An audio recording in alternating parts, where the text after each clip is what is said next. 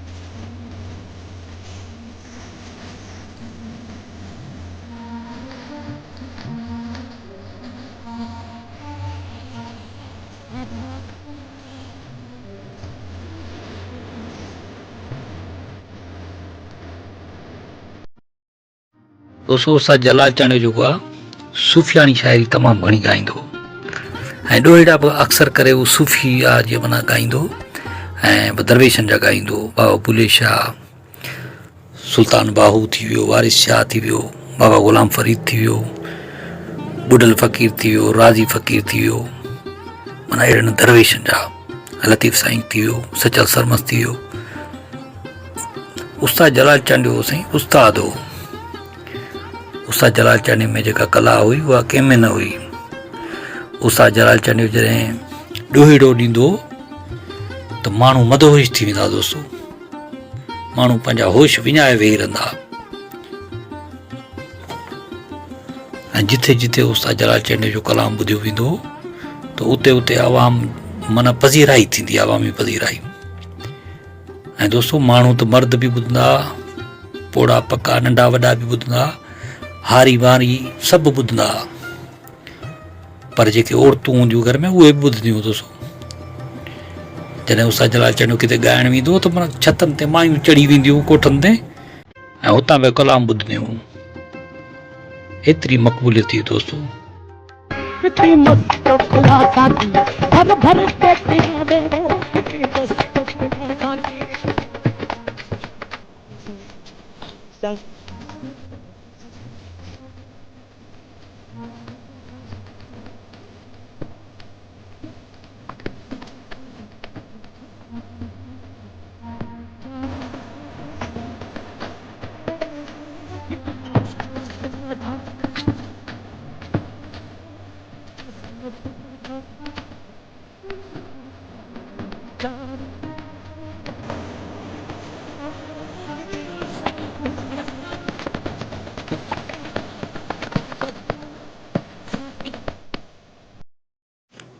दोस्तों अताउल्ला खान नियाज़ी साहब तमामु मक़बूल ऐं अताउल्ला खान नियाज़ी ॿुधाए पियो त माना मूं ते औरतूं तमामु घणियूं आशिक़ आहिनि ऐं मां दुआऊं कंदो आहियां त या अल्लाह मुंहिंजे घर में को ख़त न अचे, मुंहिंजी गैर मौजूदगी में को ख़त न अचे, को पैगाम न अचे, का फ़ोन न अचे। छो जो मुंहिंजी घरवारी अगरि फ़ोन खणी वई त पोइ माना जहिड़ो थी पवंदो।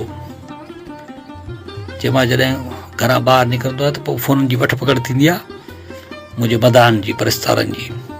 एतिरा चाहींदड़ दोस्तों।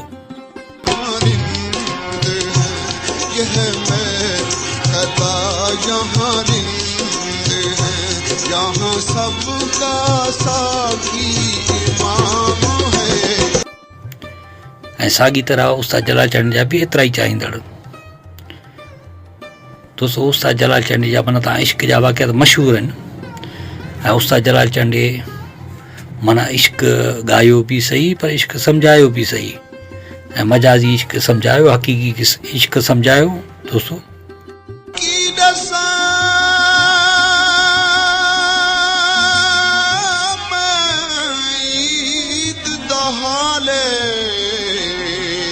असां कीवें ईद लंघाई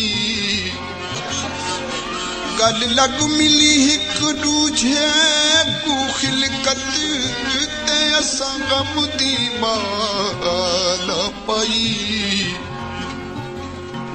सईद आखे बाजू सोहणे सजण दे असां रो रो ईद मनाई।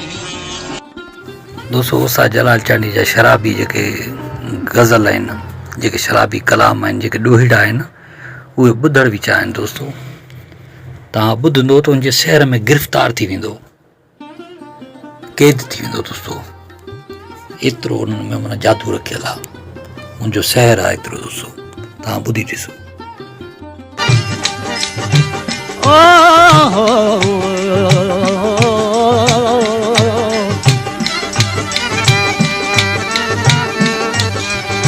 साकी मुझे शराब दे, साकी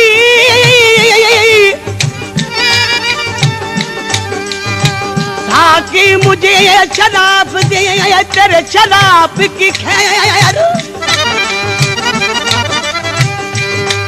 पी कर नशा मदहोश, पी कर नशा मदहोश नोश तेरी सुराही का खैर। जब शराब से मिलकर शराब गूंजे, जब शराब से मिलकर शराब गूंजे तेरे मैं खाने का खैर। इश्क इजहार वो तम आला मौला दिलाने वालों का। प्यारा दोस्तों हाणे फ़ैसिलो तव्हांखे करिणो आहे त तव्हां जो पसंदीदा फ़नकार केरु आहे ऐं तव्हांखे कंहिंजा कलाम वणिया, कंहिंजा ॾोहीड़ा वणिया, कंहिंजा शराबी कलाम वणिया दोस्तों। तव्हां ॿुधाइजो दोस्तों ऐं पंहिंजा लाइक कमेंट ज़रूरु ॾिजो। महफिल में सब गॾिजी शराब था पियनि, तूं मां बि क्यों प्यारा शराब ॾिसण, तूं मां बि क्यों प्यारा शराब ॾिसण।